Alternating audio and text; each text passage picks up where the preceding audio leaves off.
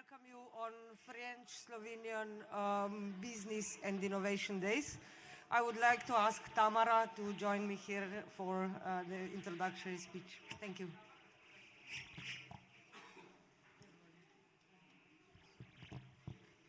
Thank you very much for this introduction. So, ladies and gentlemen, a very good afternoon and a warm welcome to the French-Slovenian Business and Innovation Days. Bon après-midi à tout le monde, bienvenue à Ljubljana. This forum brings together brilliant minds from Slovenia and France, entrepreneurs and researchers focused on developing solutions in hydrogen technology, AI, and circular economy. Over the course of this Reach Today program, there will be ample opportunities to explore the untapped potential, exchange best practices, and share ideas on the aforementioned topics. So allow me just to provide a brief rundown of today's agenda. We'll begin with opening remarks from our high-level guests. Next, we'll take a closer look at the Slovenian business environment. Then we'll have our first panel discussion on hydrogen. And after a short break, the second panel will explore AI in greater depth. With so much to reflect on, we suggest we do just that over another short coffee break, and then reconvene at 5 p.m. for B2B and R2R sessions.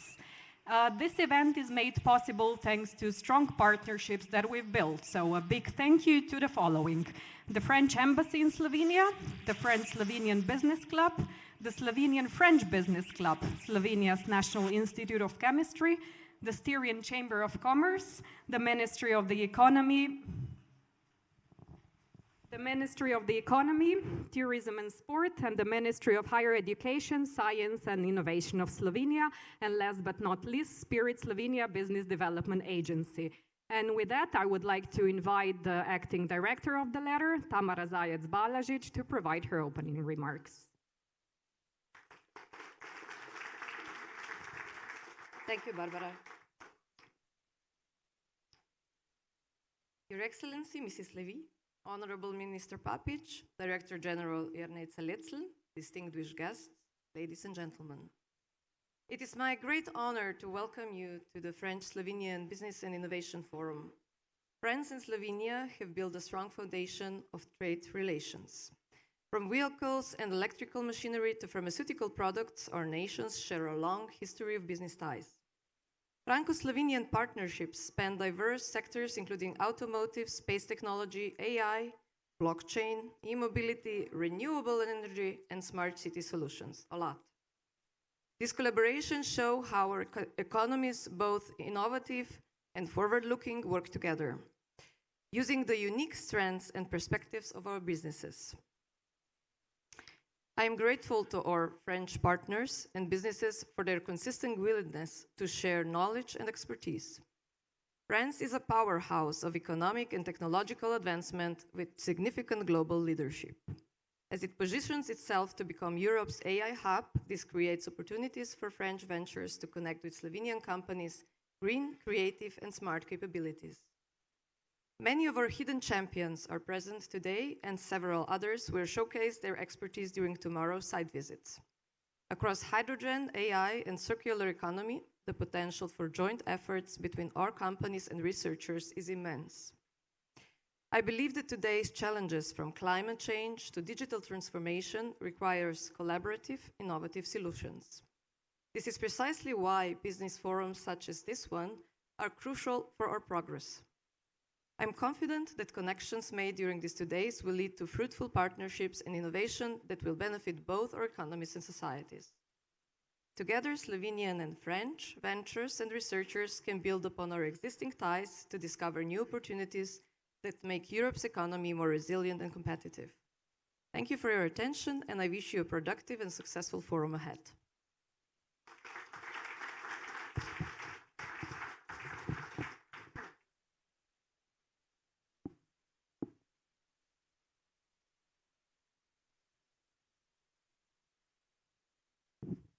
Thank you very much, Tamara. And our next speaker is Mr. Igor Papic, Minister of Higher Education, Science and Innovation. Please join me in welcoming him. Thank you very much. Dear distinguished guest, Madam Ambassador, It's, of course, also from my side for a big honor and pleasure to be here today to welcome you to this event, to French-Slovenian Business and Innovation Days. It will last for 2 days, as I understand. So we have a lot of common fields where we can work together. As far as I understand, we have 2 main subjects today. One is artificial intelligence, and the other one are hydrogen technologies. These are my favorite subjects. You probably know that Slovenia, something more than a year ago, established a large consortium in the field of hydrogen, of use of hydrogen technologies. It consists of all infrastructure companies in the field of energy, energy suppliers, electricity suppliers, gas suppliers, and so on. I heard the number that we have in this consortium over 6,000 experts, and it is one of the largest consortia that was ever established in Slovenia. So the main idea when we established this consortium was to start some kind of ecosystem for hydrogen technologies, from the production, transport, storage, and of course also use hydrogen as some kind of replacement for natural gas. I'm glad that we already identified certain locations in Slovenia where we can use these technologies. We were quite often asked what is the ambition of Slovenia in this field, because we don't have large manufacturers of electrolyzers and these technologies. My answer is quite simple.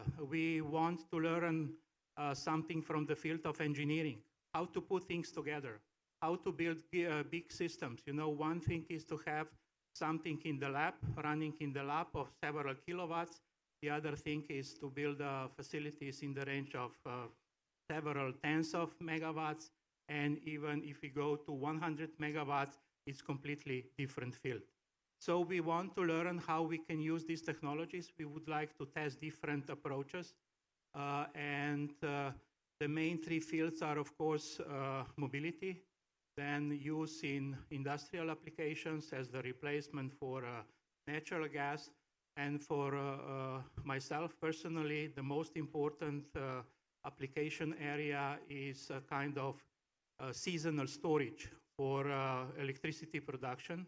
If we have a lot of sun available during the summer period, we can, with surplus of production, we can start generating hydrogen, and this hydrogen can be later used for during the winter period for, again, either for direct use in industrial applications as the fuel or for the production of electricity back.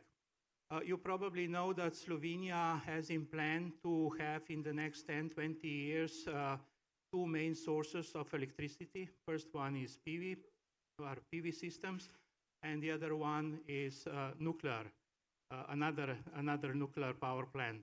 And in both cases, you know, during the surplus of electricity produced during the nice sunny days in the summer, so with this electricity we can start production of hydrogen immediately. And also on the other side, with the surplus of production from nuclear power plants during the night period, we can again start generating hydrogen. So that's for me probably the most strategically important use of hydrogen. And of course, we are providing huge polygon here in Slovenia. I'm glad that our infrastructure companies are willing to participate here. We invited also partners from some other parts of the world, from Japan, from India, and of course, we have a lot of partners here in Europe, in the EU, and I believe Uroš Kerin is over there. He's responsible person for these activities within ELES, and I know that you already established also some contacts with partners from France. So that's for me very important area where we can work together, as I said, also with partners from different regions in France. And as I said, some contacts were already established. The other important area is artificial intelligence. It's not really something new for me. My background is in electrical engineering, and I can tell you that artificial intelligence is old 30, 40 years, not something new. The only difference is that we have much higher computer power available, and algorithms that were running maybe 10 years ago for days now can process these complex mathematical algorithms in a couple of seconds. So that's the main difference. But you know, pattern recognition, machine learning, and things like that are very old mathematical algorithms that were used for decades now. I remember when I started my studies at the Faculty of Electrical Engineering, that was in 80s, we already had the lab of artificial intelligence at our Faculty of Electrical Engineering. So artificial intelligence is not really something new, but is becoming more and more useful. Of course, we should be aware that there are also some problems related to misuse of this technology, but the only way how to fight against this misuse is again to use artificial intelligence. So we have a lot of opportunities to work in this field together with colleagues from France.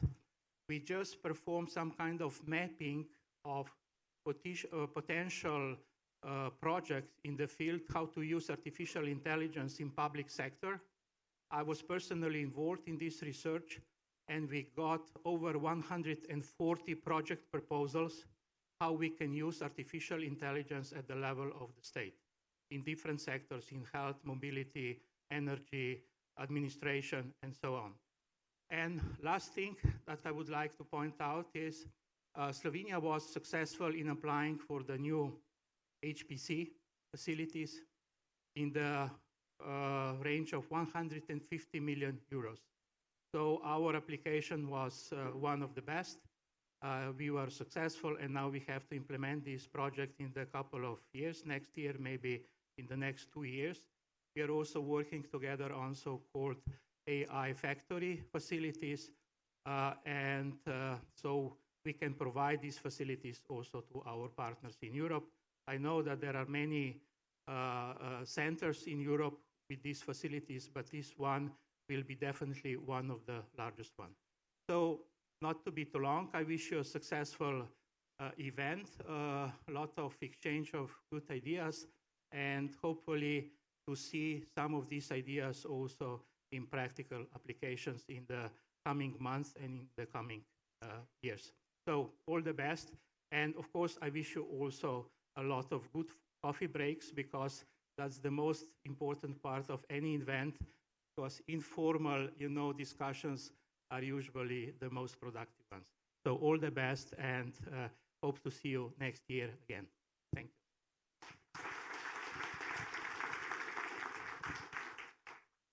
So thank you very much, Minister Papic, for sharing your insights and sharing your knowledge and expertise as well. I am now honored to introduce Mr. Jernej Salecl, Director General responsible for industry, entrepreneurship and internationalization at the Ministry of the Economy, Tourism and Sports. Thank you very much. Yes, I know, a long title.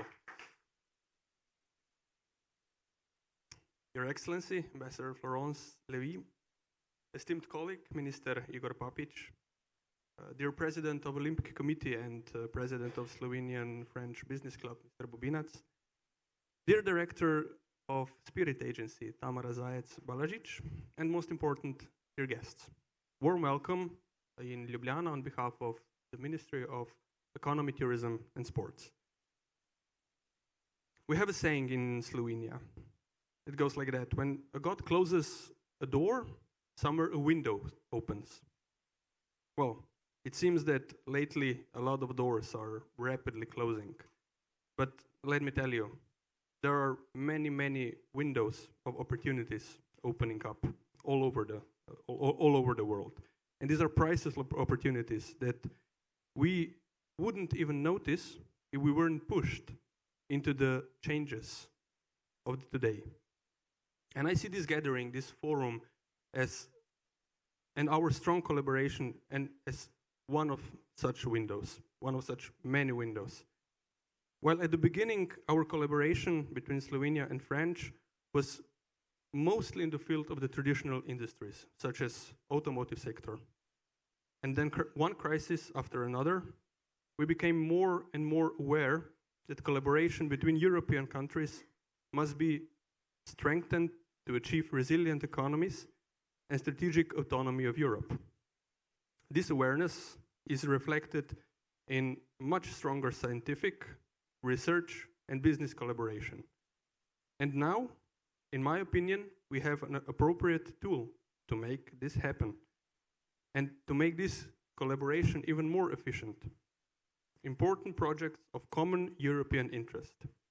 Today, like it was said, we focus on two thematics: hydrogen and artificial intelligence. While Slovenia is only starting to enter this IPCEs on these two thematics, French companies are already strongly engaged and involved. Together, we are developing a new IPCE on artificial intelligence. As it was said before, we have a lot to offer from the scientific point of view and from business point of view. And I believe these two technologies will change the world rapidly. So, with these crucial events unfolding in the world right now, I believe now is also the time to embrace those changes and harness the resources that will be available through these emerging windows. I think we should do this together, Slovenia and France. By saying that, I thank you for joining this event today, and I wish you a successful event. Thank you.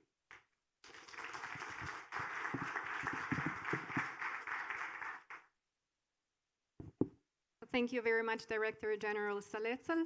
And now I kindly request the company of Florence Levy, French Ambassador to Slovenia, to share her insights. Madame l'Ambassadrice, vous avez la parole. Absolutely, thank you very much.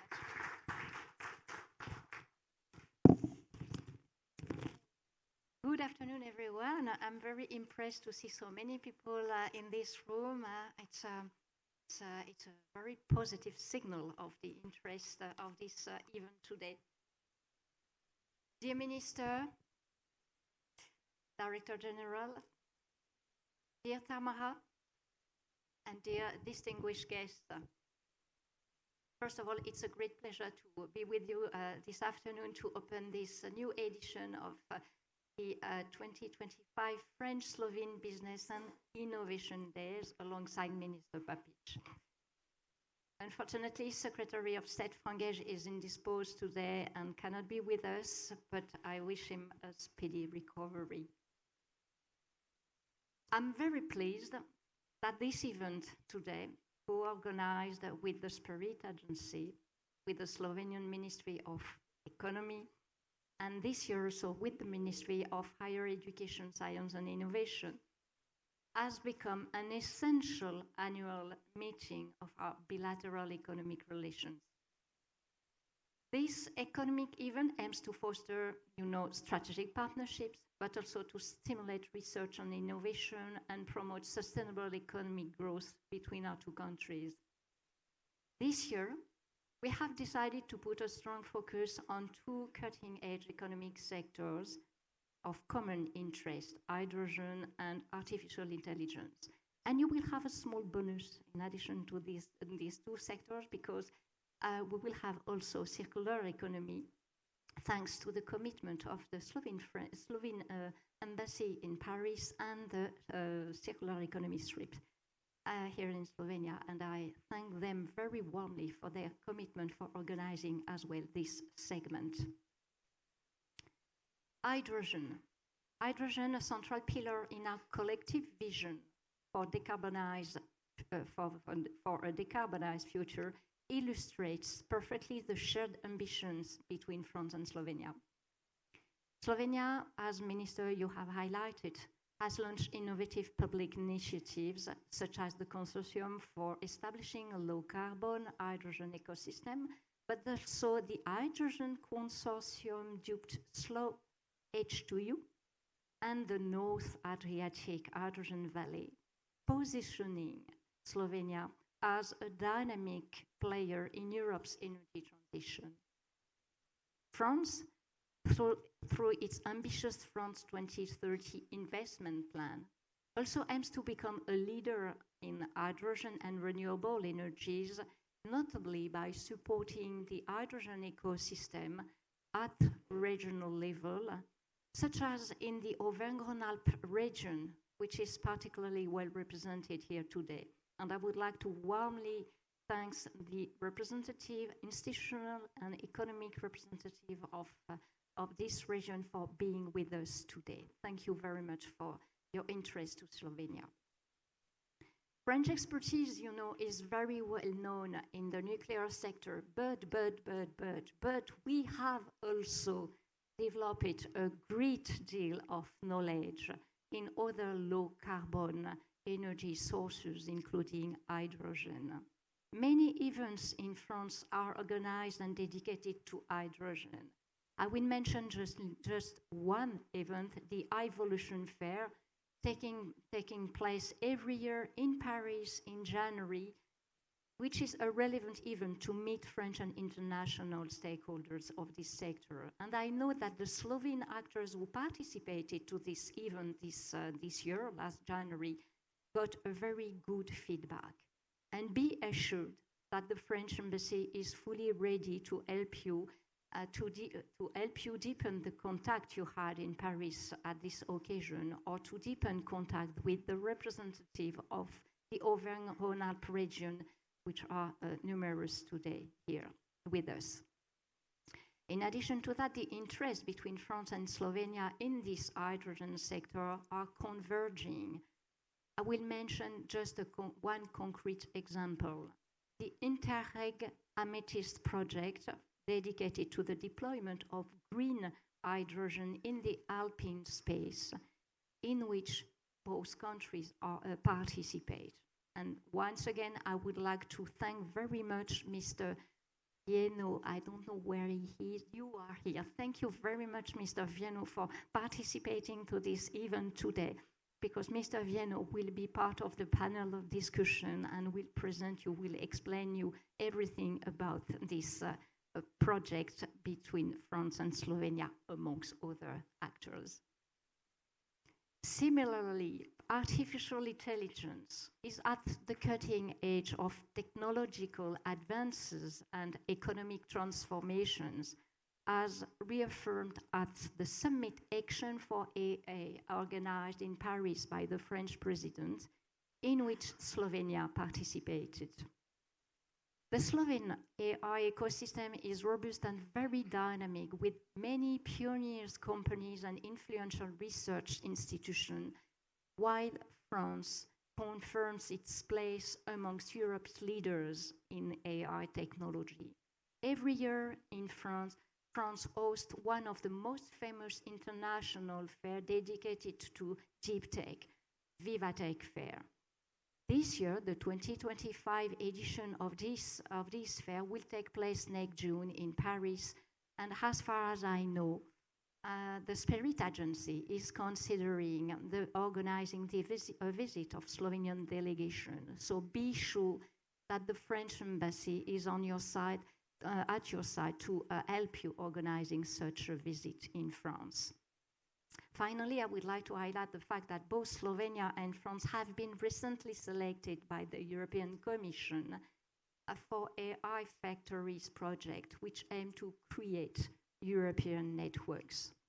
So in this dynamic context,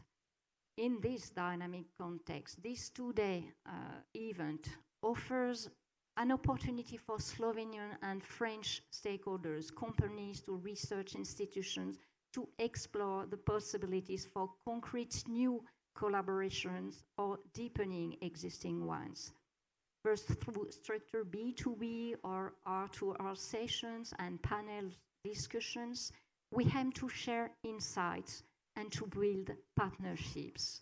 By pooling expertise, ideas, innovations, France and Slovenia can also set benchmarks for European and global collaboration. By organizing such an event, France has a very clear vision, that one of a Europe that must take charge of its destiny in the face of upheavals in the world, to ensure its strategic autonomy and to reduce its external dependencies, particularly in terms of energy, and technology.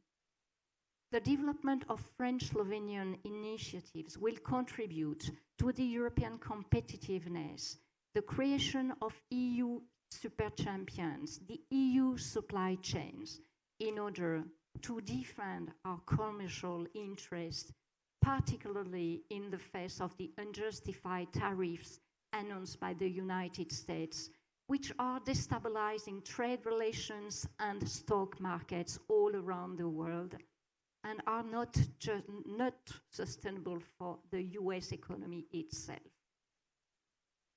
As Europeans, we must remain united and determined because we have a strength, Europe. What is Europe? Europe is a market of 450 million consumers, and this strength will enable us to obtain the dismantling of these unfair tariffs through negotiation for sure, and if not, through a firm and proportionate response. This strength will enable us to make progress on the protection of our industrial sectors when they are exposed to unfair competition. By accelerating our investment programs and the reindustrialization of our economies, we will strengthen our competitiveness, and our event today contributes to these objectives. Today, I warmly encourage each participant to seize this opportunity to network, to collaborate, and to inspire each other. In this context, I warmly welcome the establishment of the Slovenian-French Economic Council last December, uniting the two French-Slovene business clubs in Paris and in Ljubljana. This council, under Mr. Bobinac's leadership, illustrates the acceleration of our business ecosystems cooperation. Thank you, Minister, once again for being with us, for your commitment and for your very interesting ideas you have highlighted to develop bilateral cooperation. And thank you everyone, involved in organizing this event, in particular the Spirit Agency, the Ministry of Economy, and for sure all my dear colleagues from the embassy. And thank you to all of you for attending this event, for participating to the panel of discussion, and I hope you fruitful and very interesting exchanges in view of new project and collaboration. Have a good afternoon. Thank you all.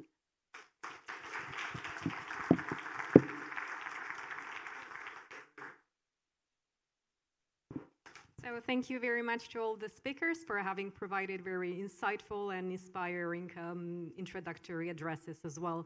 It is now my pleasure to hand the floor over to Mr. Franjo Bobinac, President of the Slovenian-French Economic Council, who will present Slovenia's business environment and share his thoughts, insights on the untapped potential there is still existent out there.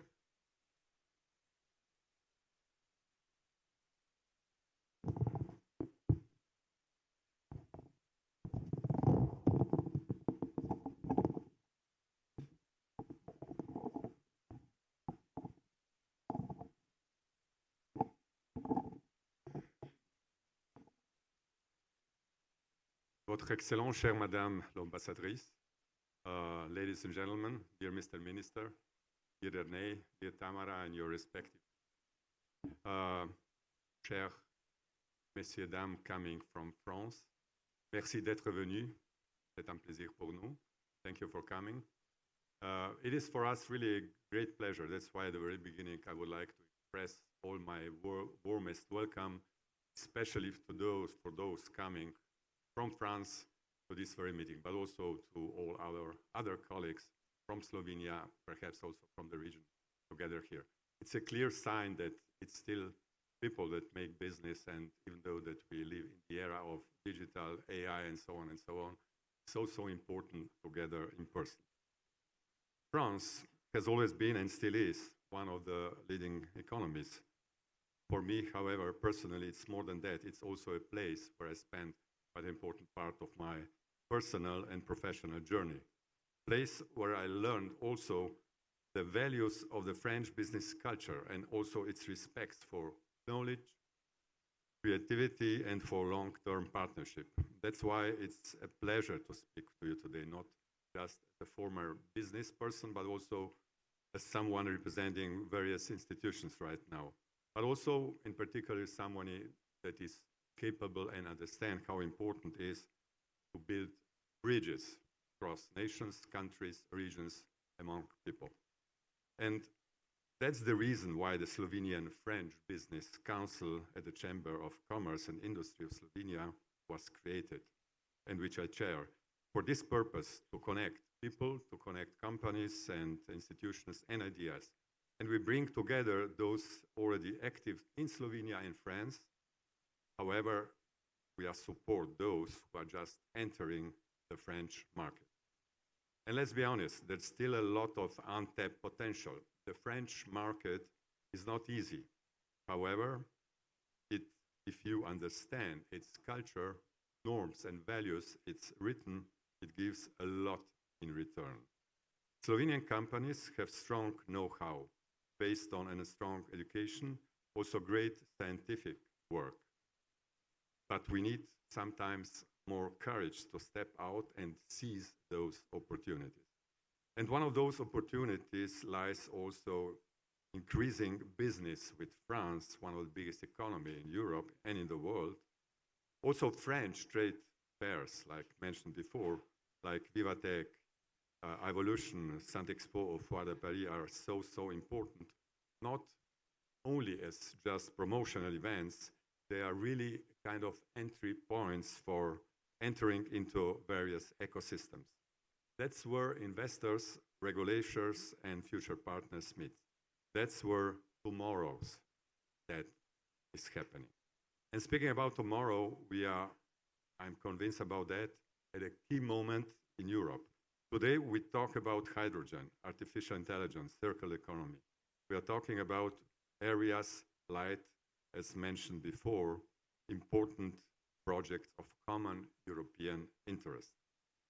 Slovenia is already involved in all those projects through our Ministry of Economy, and I'd like to express all my appreciation to the work done in the ministry for that. Not only for this, but in general, for excellence comparison among all the countries, and also with France, for example, in the aerospace industry. And it is also one of the best examples what can happen when we align our goals and, even more important, when we act together. However, we need to go further. Us as an economy, we must be much more than just a supplier. We need to be co-developers in energy, in AI, in biotech, in defense, and many others. And let me add that we know that France is not only the capital, it's not only Paris. The regions like Auvergne-Rhône-Alpes, Hauts-de-France with Lille, Strasbourg, Alsace as a whole, they are strong, open, and often sometimes more accessible than Paris itself. And that's where many opportunities lie, and where we should look at much more often. We already have some success stories, for example, Slovenian defense industry. So it's cluster that is already showing it's a relevant partner for big players, for example, Thales included. So let today be more just a simple handshake or a exchange of business cards. Let this be the beginning of something lasting. Slovenia may be small, but we are compact, fast, and in our specific niches, we are also highly competitive. That is exactly the value that Slovenia can add on. Therefore, on behalf of the Slovenian French Business Council, and also on behalf of those who already recognize the strength of Slovenian knowledge, thank you for being here, for being open to this cooperation, and to share our common vision for the future. But before I conclude, since I'm coming from Washington, D.C., where I spent the whole weekend in a global meeting of Trilateral Commission. I just want to share with you some of the thoughts we were discussing this very group. In fact, we are all realizing all around the globe how the world is complicated, how many challenges are around us. So the world is turning in completely wrong direction. And on the other side, Europe is facing a lot of challenges. Europe needs to be even more united, more compact, and that's why this kind of cooperation, also Franco-Slovenia, are so important. Like in a personal life, you know, when you are disappointed sometimes with your beloved ones or family members, if you are lost alone sometimes, you know, you can only have two chances: to go to the living room, to sit on the couch, to take ice cream and to look Netflix, or to go to fitness, to come stronger out of it, sometimes even to react in a particular way. But in any way, I can assure you that in this bloody world of stupid tariff wars, a lot of closing of the markets and so on, Europe will not be sitting on the couch, eating ice cream and watching Netflix. And that's why I truly believe this meeting between France and Slovenia, between French and Slovenian business people, is a good witness to make Slovenia and France stronger, and through that, Europe stronger as a whole. I wish you all a nice stay in Slovenia and a productive meeting here. Thank you so much.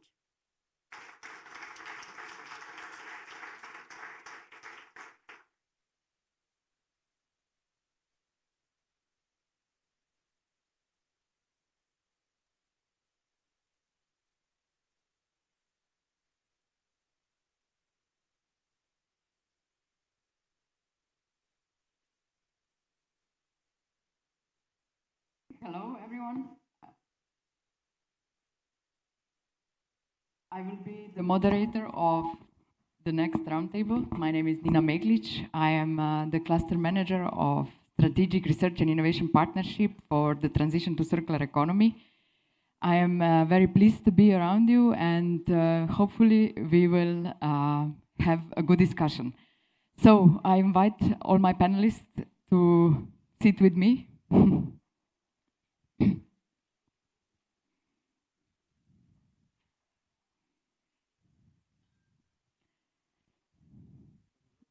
Yeah.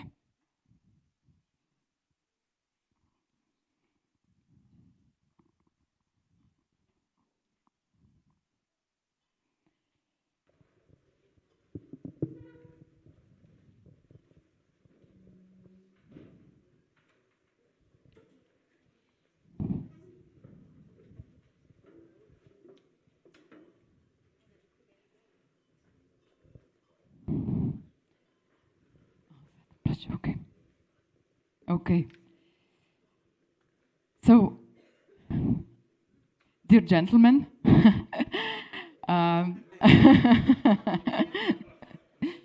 yes, next time we'll make it more even, but at least I'm here, so yeah. We have 1 hour, and in this 1 hour, we will have, let's say, an introduction to the hydrogen ecosystem in France and in Slovenia. I am honored to be your moderator today, and thank you very much for being here with us. So I will start actually, since this is a, let's say, national business event, with also the representative of the public authority from the French side, of course, because we are very good hosts in Slovenia. I'm really glad that you are here with us today. Etienne Vinot, we have met before at the occasion of the Amethyst project, where you are the leading organization as well. So you are the head of European and International Affairs at the Auvergne-Rhône-Alpes Energy Environment, which is the regional energy agency of the Auvergne-Rhône-Alpes region. You have been involved in several European projects by now in the past 15 years, and you are now coordinating the Alpine Space Project Amethyst, which I mentioned earlier. And this project is focused on the deployment of H2 ecosystems in mountain areas. You are also co-leading the EU SALP Action Group 9 on energy since 2018. I am also the proud member of this action group, so you really make a very good job leading this action group. So now to the question. Your region is one of the most active in the field of energy transition in Europe. Could you share your vision and experiences so far in this field, being the public authority, let's say, and what role do you see for hydrogen in this transition? Good afternoon to all. Thank you, Nina.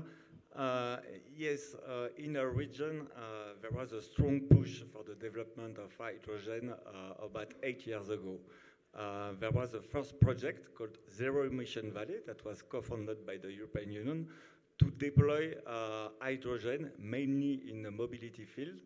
And in that project, the goal was to deploy about 20 hydrogen refueling stations together with the deployment of 1,000 vehicles, let's say semi-EV vehicles, functioning with hydrogen.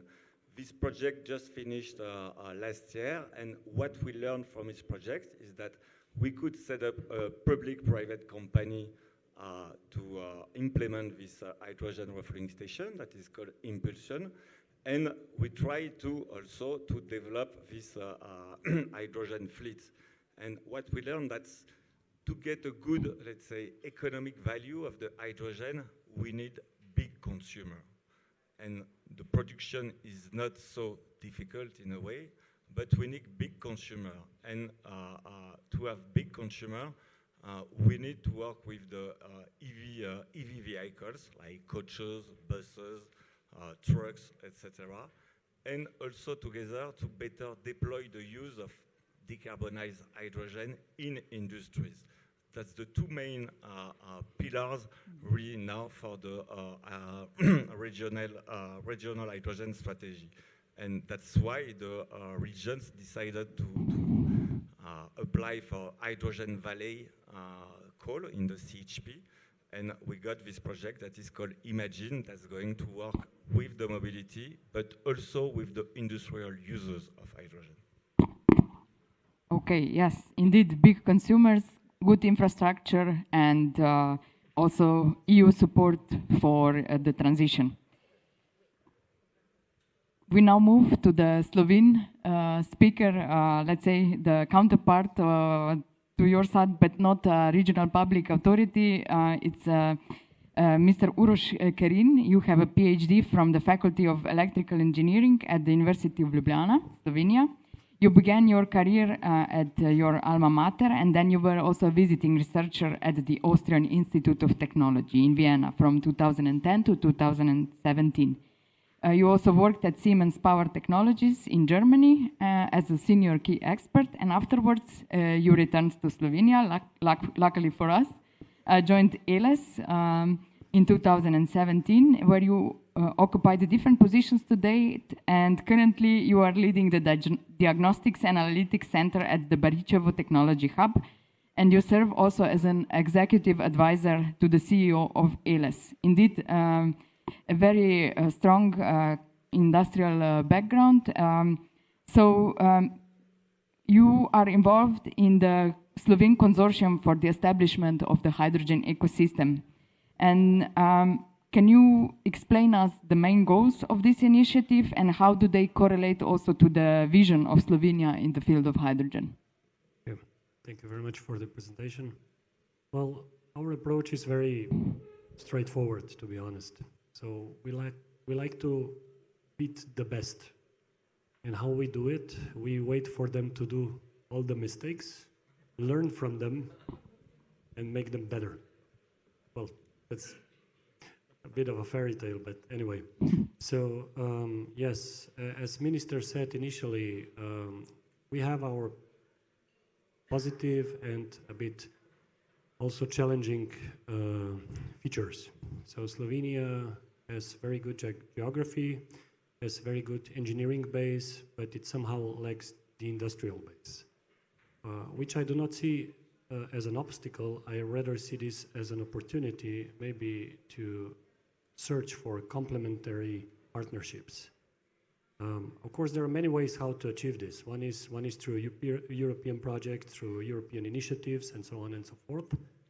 But basically, if you want to introduce a new energy carrier into the society, research and development, piloting, demonstration is simply not enough.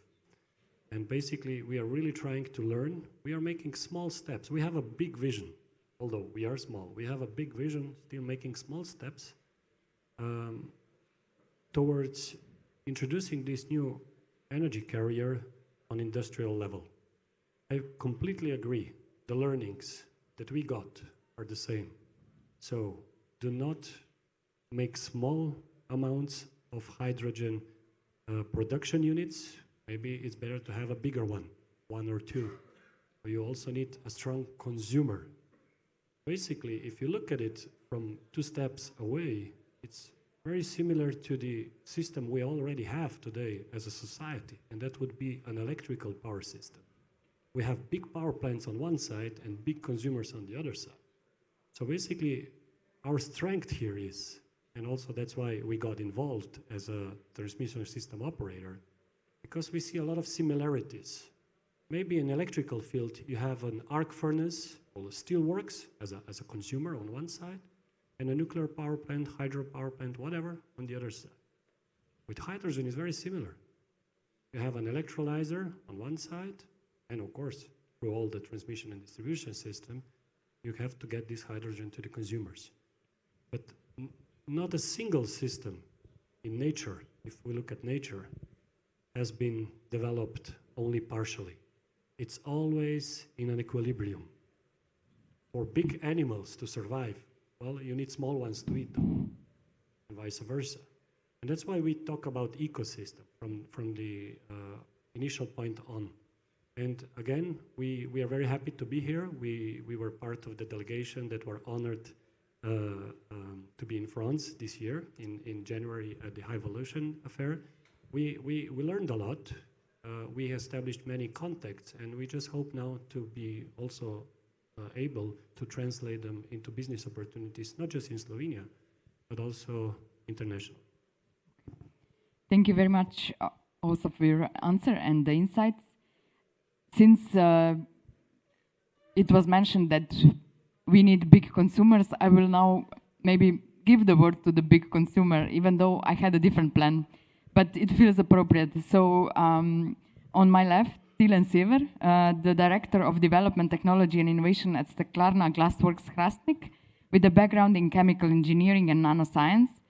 You have experience in managing R&D and sustainability projects in the field of low carbon technology deployment and hydrogen integration in industrial processes.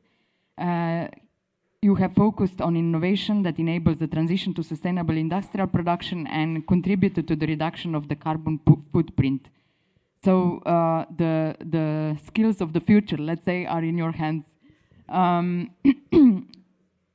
What are, in your opinion, then the key milestones that will need to happen in the next 5 years in order to achieve the widespread of adoption of hydrogen in looking from the point of view of a big company, energy-intensive company involved in the glass production?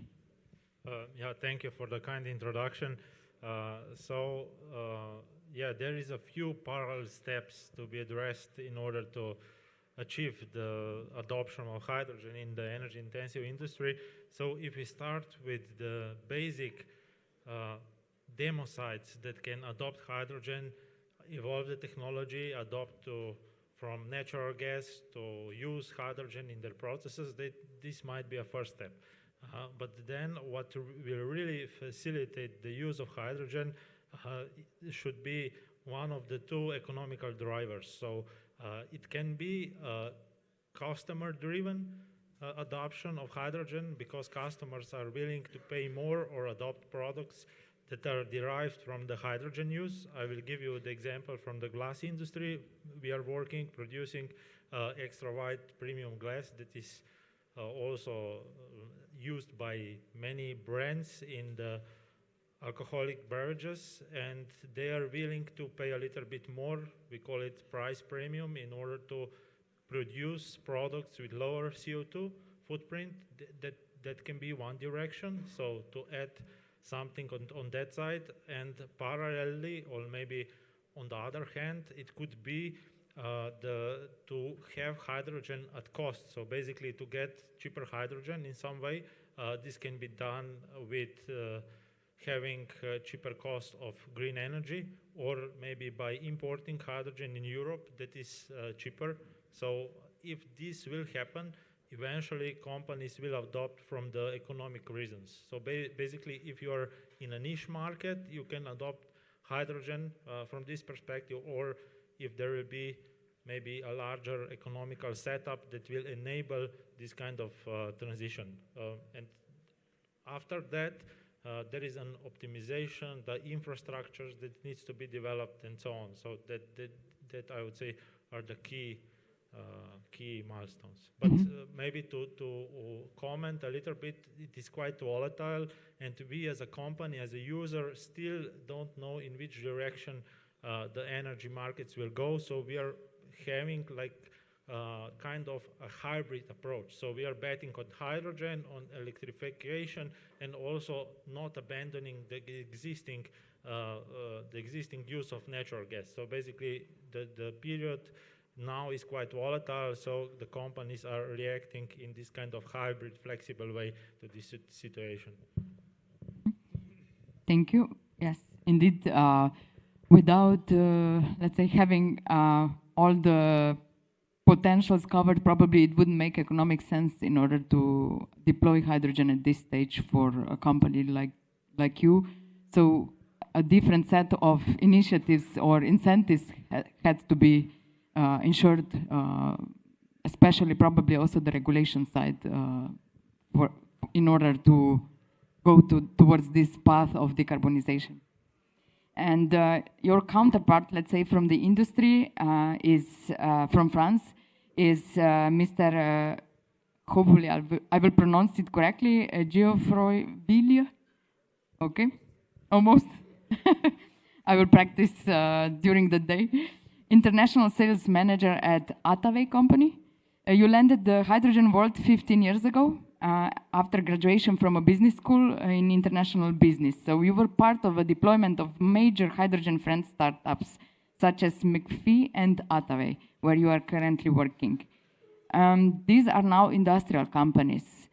So you probably also somehow already went through the milestones that Tilen mentioned, piloting, demonstration, and you can maybe share also your experiences, how you overcame the barriers in the scale-up. But primarily my question to you would be, which good practices were already implemented in France in order that you were able to scale up your company towards industrial scale in this creation of the hydrogen ecosystem? Well, I think you've said everything, actually. Everything lies in one word, ecosystem. Okay. It was the ecosystems that helped us to go to the next steps.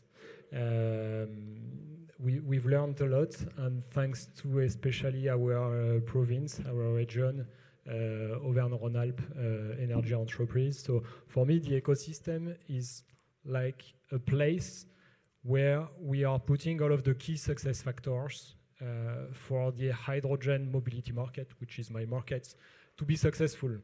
Meaning that at the same place, we are bringing technologies, we are bringing solutions, we are putting sometimes also new regulatory frames, we are bringing investors, we are bringing off-takers, and when you mix all of that, you create a nice mayonnaise, what we call in France. And thanks to that, we are convincing off-takers, we are convincing people to shift for hydrogen mobility.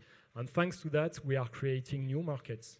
We are creating markets, new markets, and we are generating revenues for the company. So thanks to that, for instance, the zero emission projects that Mr. Vieno discussed about just before generated for Attaway several million euros of revenues. And that was thanks to the local authorities, that was thanks to all of that ecosystem that supported companies like Attaway that were actually at the beginning, 12 years ago, we were a startup.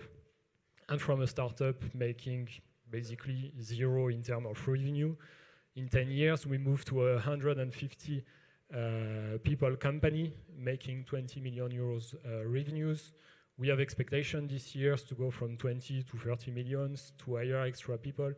And that thanks to the ecosystems that were developed. And probably just one last word, we decided also to evolve the business model of our company from a company that is selling products to a company that is, of course, still selling product because we need to make money, and also to co-invest and to build these ecosystems with our partners. So meaning that today we are taking shares of SPV, of companies and so on, to help and to support this ecosystem to be successful.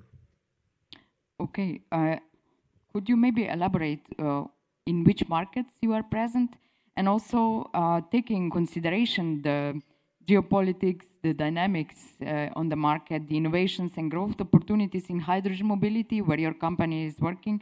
What are your predictions for the next 5 years for the sector in the European Union? Well, I have no crystal ball, but I'll tell my vision. So we are expanding from a French company. We are becoming a European company. We set up a company in Netherlands that is managing Benelux and Germany area. We created also a company in Spain, based in Madrid, to work in Portugal, Spain, Italy. I believe that we still need probably an extra year or 2 years for the hydrogen market to set up, for the hydrogen mobility market to set up a strong basis with first corridors, with first networks. And I believe that starting from 27, 28, there's going to be a step up on the market. And I hope that all of us, we will see much more heavy-duty vehicles, because this is where the market is going. So train, coaches, buses, trucks, garbage trucks, all of that things. And probably we will be traveling thanks to public transport running with hydrogen all over the places in the coming 3 to 5 years. That's my feeling. Thank you. If we now move maybe to the beginning of the value chain, the technology integrating company and the CEO, Mr. Urban Pevnik, the CEO at HEAP project, founder and the director of the company. You are an expert in the field of heat treatment and automation of production processes. You call yourself an innovator at heart, with innovations that have been also awarded nationally by the Slovenian Chamber of Commerce and Industry. You are also a strong advocate for the transition to Industry 5.0, which is a combination of smart technologies and sustainable practices. So definitely the field of hydrogen could be part of this transition to Industry 5.0. Maybe you can elaborate on your vision. And also, my question to you would be, where do you see the biggest challenges for faster uptake and commercialization of hydrogen technologies, listening to our speakers and also based on your experience so far? Yes, thank you from my side. I would like to explain that the same situation happened in our company like 5-10 years in automobile industry. All electrical cars push some new technology on field, and if we go in the same area that we do nothing on the technology for heat treatment and automatization, we stay behind of this future technology. And in this case, we establish institute which cover 5.0 industry, and we collect all these things: hydrogen technology, AI, industry, metaverse, and our knowledge how to combine and collect all these in one new innovation projects. Yes, we do something on the hydrogen. We can use it, and we know how to use it. But the problem is that we are in the area heavy industry. We can produce furnaces, equipment for heat treatment with hydrogen equipment. But the biggest problem in this moment is that the customer afraid of this technology because they don't know how to do it with all automatization of the hydrogen. And the second problem is behavior of material in the atmosphere of hydrogen burners. In this case, I can say, last year I was in Paris in December.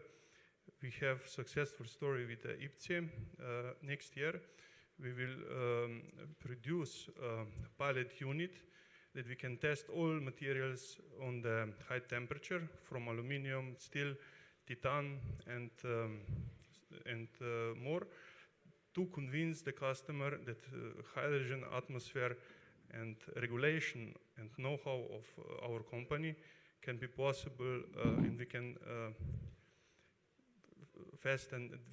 fasten this process of implementation of hydrogen technology. But then at the end is also one issue about the price. We know that green hydrogen, it's not so cheap in this moment. We need to do also on that matter something. And in this case, we are trying to find some solutions, but we need help. And these meetings and conferences, it's a very good idea to share all opinions. Thank you. Thank you. Yes, you pointed out one very interesting fact, and this is that oftentimes it's the consumers that don't have the know-how and they are afraid of the new technologies. So therefore, we have, of course, also here with us the representatives of the research and academia that are working hard in order to explain and also to explore new opportunities of hydrogen. I'm very happy that on my right we have Abdelia Slaioui present, which you are presently Deputy Scientific Director in charge of energy at the National Scientific Research Center, and also the coordinator of the National Research Program on low carbon hydrogen. You have received your PhD on material sciences from the University of Strasbourg, and you joined the National Scientific Research Center as research fellow in 1986.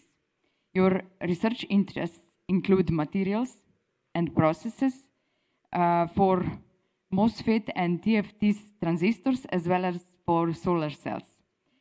And afterwards, you also researched and joined at the Oregon Graduate Institute in USA, and worked jointly with Intel, developing ultra-shallow junctions for advanced devices. Maybe you can tell us more about that in the coffee break, yeah, because it sounds very interesting, but also something that I don't know a lot about. And yeah, you served for 20 years as head of the photovoltaic group at the Research Center and University of Strasbourg, and you have participated in many European and national projects. You also served for 2 years as president of the European Material Research Society and chaired several international conferences. You authored more than 300 papers and 12 articles in specialized books. So a long-standing and very esteemed professional career. As we heard, you are now the coordinator of the National Research Program on decarbonated hydrogen. This is part of the French National Hydrogen Strategy.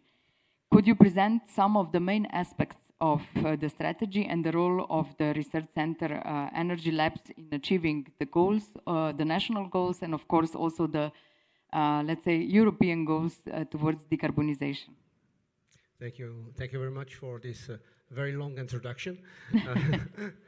And thanks again for the invitation. Actually, the national strategy on low carbon hydrogen was launched in 2019-20 in France. It was the second one in the world, actually just after Japan.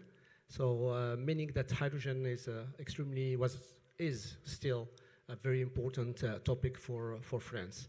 So actually nowadays this national strategy is part of the, as our ambassador said before, is part of the France 2030, which include a lot of strategies, among them quantum, artificial intelligence, cybersecurity, and so on. So it's really a part of a very good strategy for sovereignty in France. Coming back to the national strategy on low carbon hydrogen, actually it's rely on three pillars. The first one is the production of 6.5 gigawatt of electrolyzers, hydrogen by electrolysis, meaning that it's quite a lot of hydrogen for local production actually, not that much for the export. The second pillar is really dedicated to the duty-heavy mobility to replace, of course, the fossil fuels by hydrogen as much as possible. And this will allow somehow to reduce the amount of CO2 emitted by about 6 megaton, which is quite huge. So these two pillars actually are somehow relying on a very good industrial ecosystem in France. As you know, besides the big companies like, of course, the Engie, Total Energy, Air Liquide, of course, and others, there are much more companies involved in this hydrogen strategy. We can cite, for instance, the McPhee for the production of electrolyzers. We can talk about John Cockerill for the fuel cells. Again, we have Attaway, we just talked, mentioned before for the distribution. We have HRS somewhere here as well, who are also in this distribution. We have Alstom. I mean, there are a huge amount of companies who are really making this probably possible for France at least, and then sharing this knowledge with the other countries and with Slovenia probably in the coming years. So this is for the two pillars, which are really dedicated to the industry, and there's the third pillar, which is more dedicated to the research development as well as for the capacity building. Because without people, without skilled people, nothing will happen. So we need this as well. So and also the social acceptance, it is also extremely important as a part. So for this third pillar, there is this strategy launched, what we call the National Research Program, which has a budget of 83 million euros for 7 years, and it's covering the whole value chain of hydrogen, from production to the economical and societal aspects through storage and so on. So it's a kind of complete view, and it's involving many research partners as well as some partners. And this is this national project, this national research project, is coordinated by CNRS, myself, but also by CEA, and some of colleagues from CEA are here as well. And those who are some of our colleagues who are involved in this research are also among us here. So maybe you can share with them some discussion about the different topics of this national research program. Thank you very much. Similar but not totally equal, we also have a national program on hydrogen technologies, which is led by the National Institute of Chemistry. And we have here with us today Professor Dr. Blaž Likozar. He is the head of the Department of Catalysis and Chemical Reaction Engineering at the National Institute of Chemistry, leading numerous research projects, one big national and more than 50 in Horizon Europe alone. Your expertise lies in heterogeneous catalysis materials, modeling, simulation, and optimization of process fluid mechanics, transport phenomena, and chemical kinetics. You worked at the University of Delaware from 2014 and 2015 as a Fulbright program researcher and authored more than 400 articles, cited more than 10,000 times, and having an age index of 61. Very impressive. Dr. Ligozar, you are also involved in many industrial projects, among others with Total Energies. We are happy that we have also the representatives here with us in this event. Evonik Industries, UPM, Novartis, Carbon Recycling International, and Dr. Ligozar, you are also the recipient of Pregland, those awards. Very happy to have you here with us today. I'm sure you have a lot to talk about with this gentleman here in the panel, but first I have the honor to pose you a question, and this would be maybe if you could present a little bit the program on hydrogen hybrid that you are coordinating, and secondly, speaking about decarbonization and the transition to low carbon circular economy, we would also like to hear your opinion. How can the development and the use of hydrogen technologies contribute to this transition to more sustainable circular economy? Thank you, Nina. So, coming from the research side of things, I think that fundamental as well as applied research is quite important part of the puzzle here. So we've heard today that we can look at hydrogen from two sides. One side is that it is an enabler.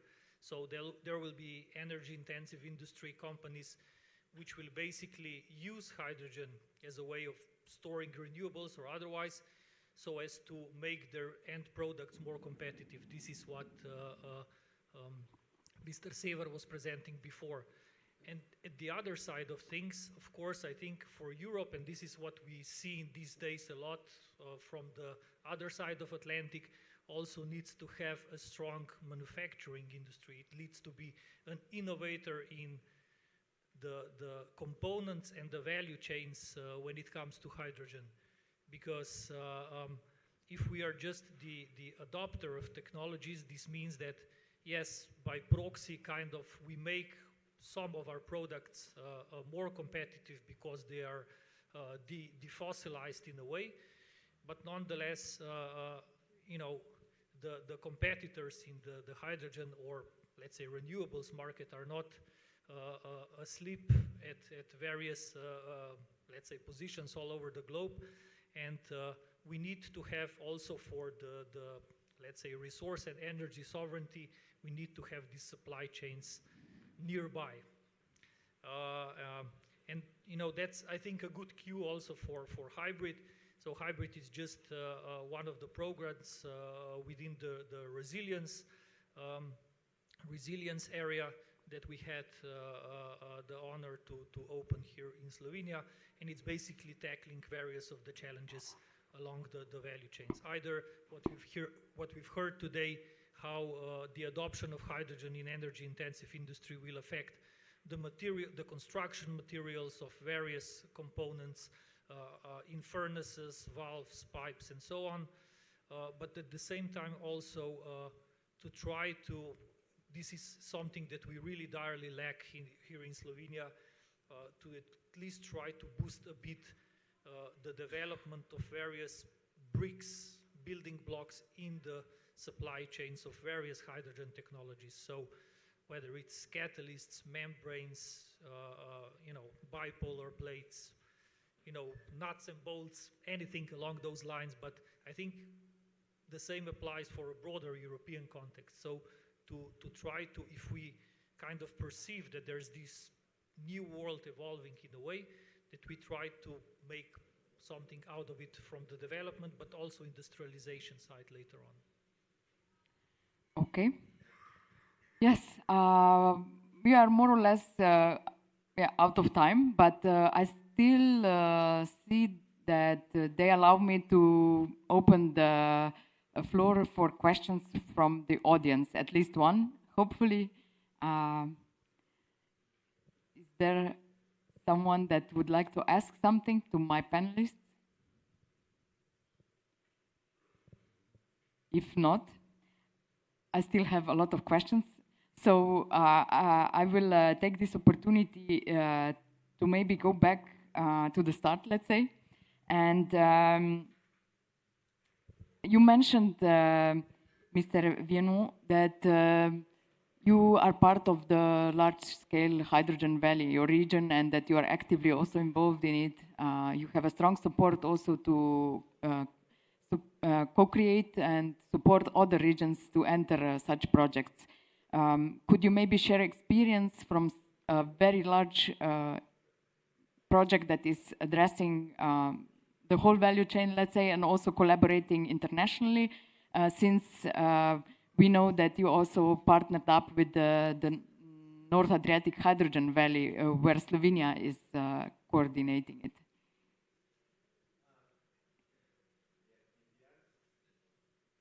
Hello. Yeah. Okay. If we want to get the overall picture in the Alps, we have 3 hydrogen valleys in the terms of the CHP. There was first the North Adriatic Hydrogen Valley, where Slovenia is full member of it. There is the Imagine one that I just told before, and the new one that is close from here is the one that was gained by Styria, Carinthia, and Upper Austria, I think, in Austria. So these projects are really dedicated to the whole value chain at regional level in the term of big regions, administrative regions. What is sometimes a bit missing in this project, not the one of North Adriatic Hydrogen Valley, is the cooperation between countries, the cooperation between various regions across border. And that's what also we try to really promote in the European strategy for the Alps, to create and initiate, incubate this project in Interreg project.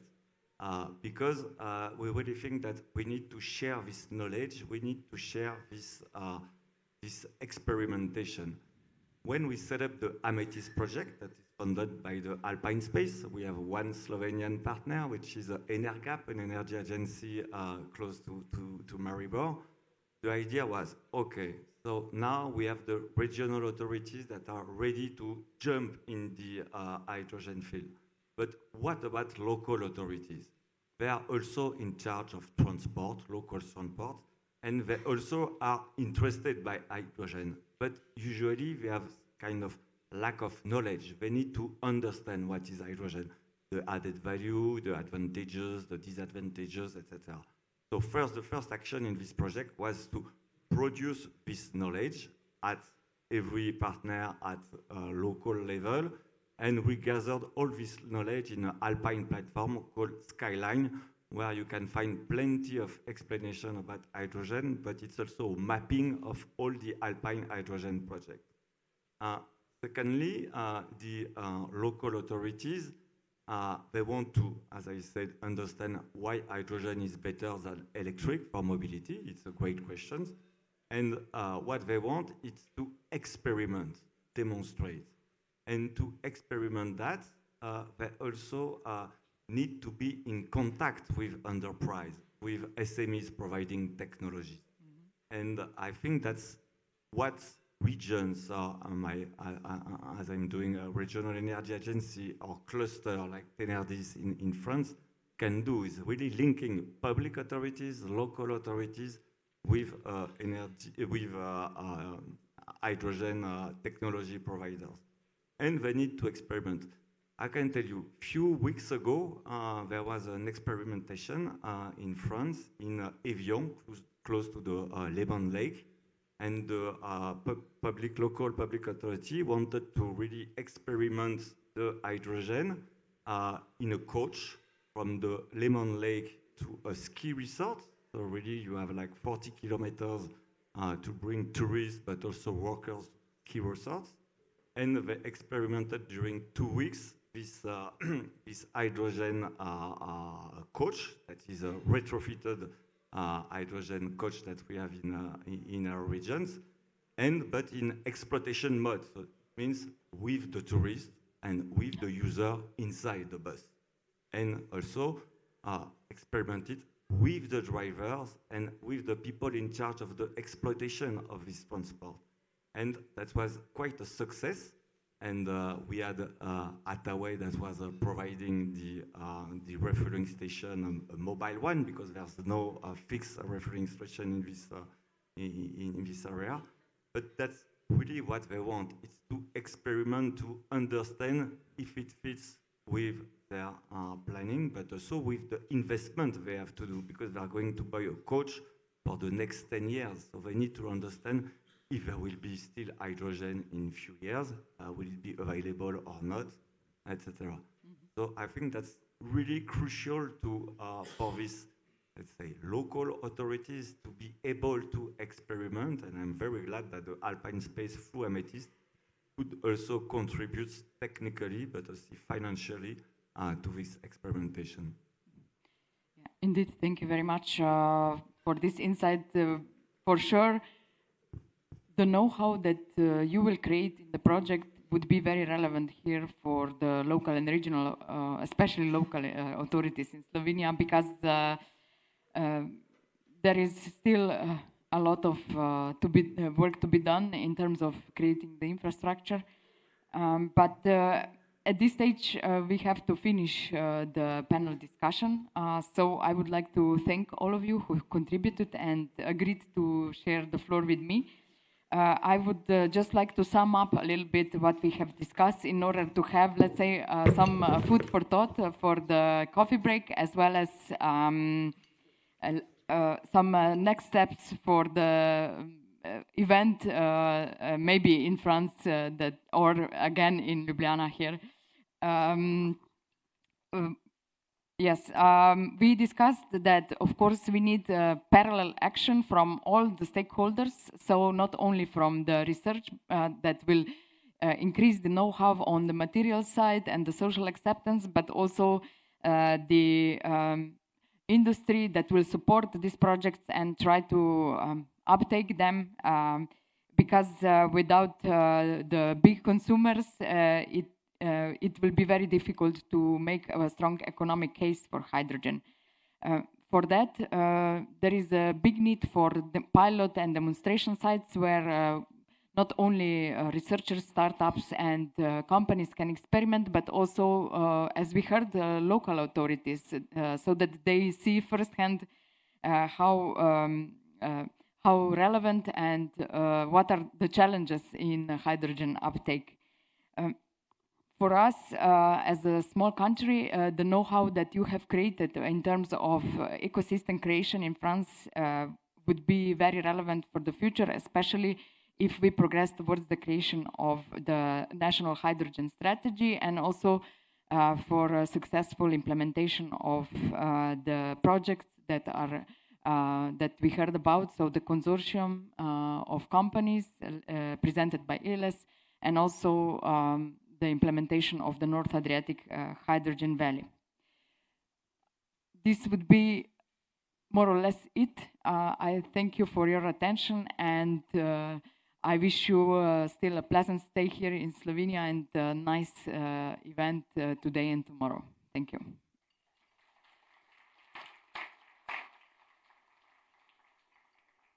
Thank you very much.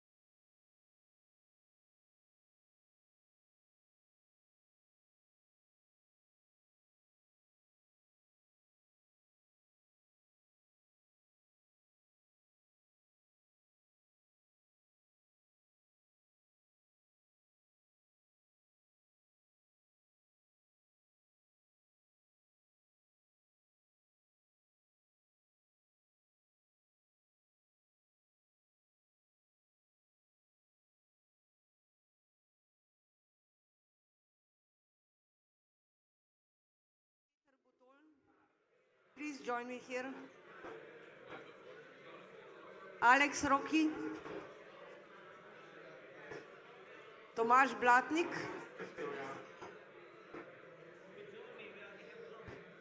who else? Grega Jerkic. Is Grega Jerkic here?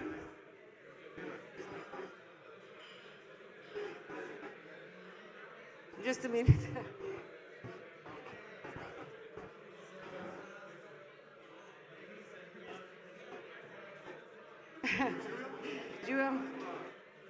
Frank Simone.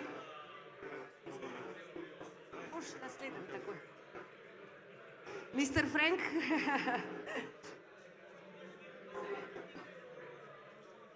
Primož Cigoj. And one. And Miha Škrokov. Please, sit down.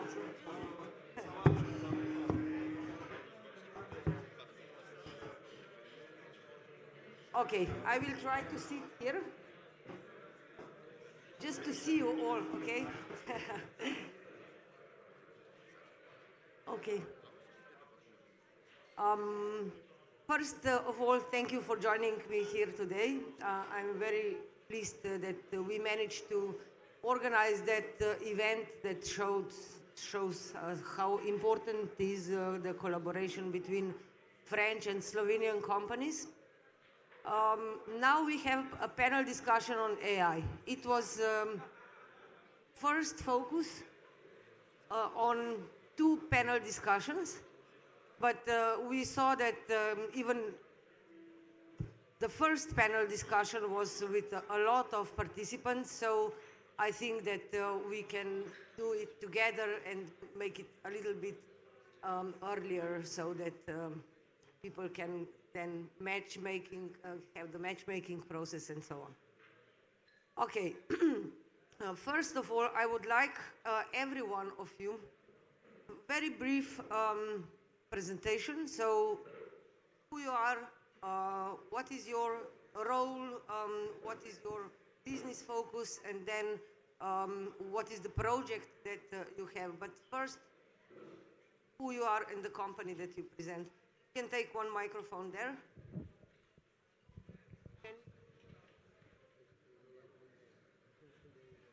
So yeah, hello, my name is Miha Škrokov. I'm a project manager at Antea ECG.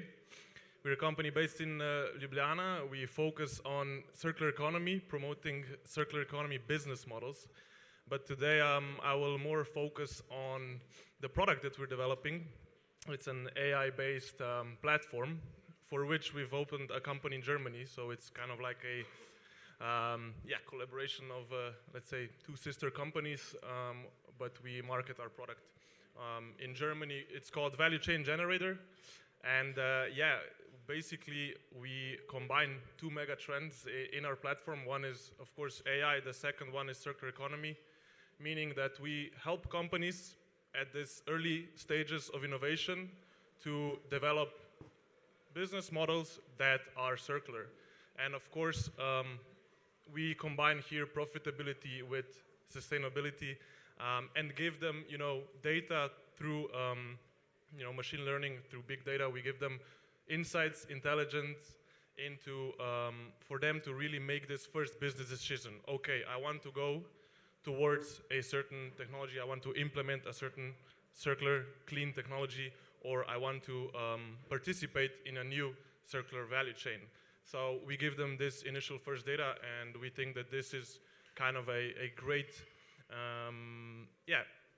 entry level for AI for businesses to really move to these data-driven business models, which I think is going to be a paramount approach for business in the next 10 to 20 years. So really, encompassing data in decision making and using AI to assist in this data process.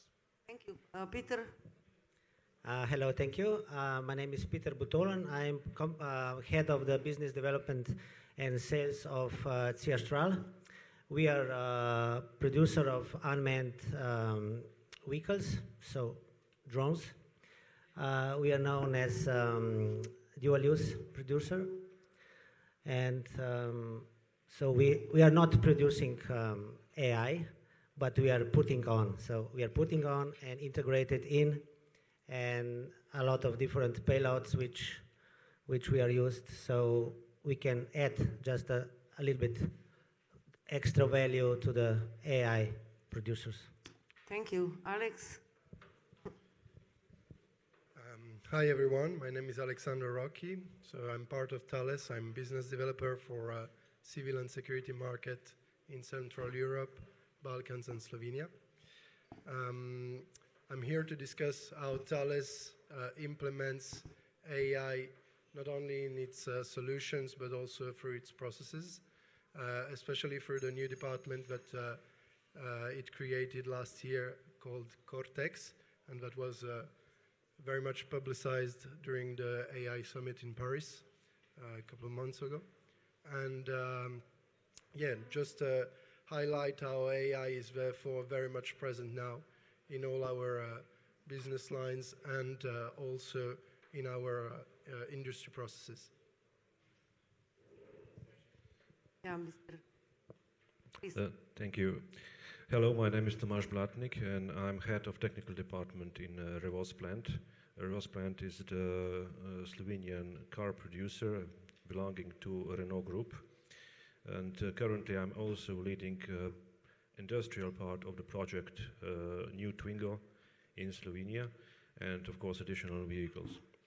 Now, since we are in automotive industry and mainly in production, of course the plant has been integrating the AI solutions for several years with more or less success.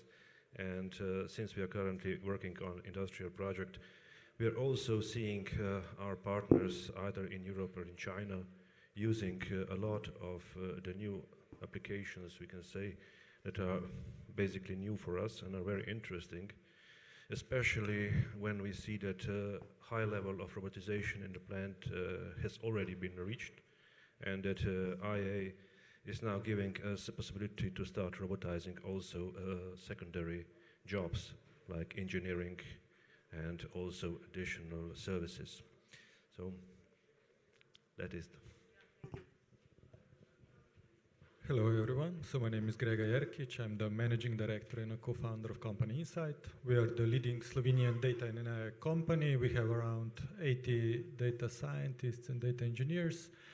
We focus mostly on implementing complex data and AI projects now around Europe, Middle East and South Africa. Hello, my name is Primož Stegoj. My company is PC7. We are working in the e-commerce AI solution for internal or also for internal use cases, not only for the e-commerce, where we're solving the email and the voice and chatbots with the AI technology. What I'm proud of is that recently we enabled the functionality of also selling the products through our platform, meaning that the sales can increase and conversion rate can increase as well for the companies who are selling the products. So yeah, also we're doing some custom AI integrations and development, but the majority of work we do through our SaaS platform, PandaChat. Good afternoon to all. My name is Frank Simonet. I am sales director at Ellipse Projects. We are a European company based in France, and our business is to design, build, and finance high-tech infrastructures in various geographies around the globe. To put it simply, we build data centers and hospitals as well. We are active in those two fields, digital and IT infrastructures, and also health infrastructures. Both of these fields being heavy users or will be heavy users of AI. Okay, thank you very much for these presentations. Now, maybe, okay, we are all talking about the platforms, about the system integrators, about the support of the business processes and so on. what is your the most important project that you develop and you bring it to the market? I know that you work a lot with, but we will come to this later, with that technical infrastructure. So the data centers are a part of, right? What else? Which infrastructure else? Because in Europe, you probably know that we have 3C connectivity. It was very interesting when I saw in C Astral that they also have 3C, but it's not 3C connectivity. Which type of infrastructures and how they communicate one to each other? You. Okay, thank you. Indeed, as far as we are concerned, we build data centers, but data centers come in many different flavors. They can be highly centralized, like government data, some of the sovereign and government data centers that we have built. For instance, in Indonesia, it's a huge data center with 25,000 cores, processor, 40 terabytes of storage. But it can also be, in a smaller package, like for edge computing, or even in containers. Our friends from Eviden here provide technical solutions for very large computers, but very large data centers, but also all-in-one solutions in containers. So in terms of infrastructure, the size depends on the evaluation of the need on the application level. So we see all type of different application in terms of how they connect together. For instance, I would name one project we have in a neighboring country where a university is both managing a hospital and also they want to develop their HPC activities. And so they want to have a data center to manage both the IT of the hospital, of the smart hospital, and as well as their needs for research. So it's this type of connection that we see happening in different sectors. Perfect. You were talking about that centralized systems, and I learned about your work and what is your core business, and I saw that you very much lean on centralized hyperscalers. So what would be the challenge here to decentralize all those processes and to make even less burden to the data centers when dealing with AI? Okay, it's true we have more experience in the centralized infrastructure. Maybe the reason is because we work a lot with governments. And when it comes to sovereign data centers, there is even greater need for security. The data center in Indonesia we provided is a tier 4 data center. Not a lot of usage actually require a tier 4 data center, but because it's a government data center, they requested the highest level of security. Cyber security, physical security, connectivity, power, and security in all those areas. So that's why you have seen that we are more in the centralized business. I guess the key driver in sizing of a data center is the power, the availability of the power. So having a decentralized infrastructure somehow may solve this issue of having large amount of power coming to a single point. Okay, Primož, what do you think about this? And maybe to describe your project that won the prize on the Chamber of Commerce. We have also challenges with this because, majority, of course, we wanted to have PandaChat as a SaaS application, but at the end you realize that majority of the customers, they want to keep their data in their data centers, even though you have your data in the protected data center as well, but still they have a little bit of doubt of putting this data in another cloud and not having control of it. So this distributed data is a challenge, but we tackled this problem in a way that we decided to create a SaaS that is modular. in a sense that we have a platform that everything function in a way that you can just use it as any other, I don't know, Gmail or something like that. But on the other side, you can write your own service. You can, we can provide you a service that is connecting to the CRM, ERP, or anything actually you want. So it doesn't leave the data from the data center.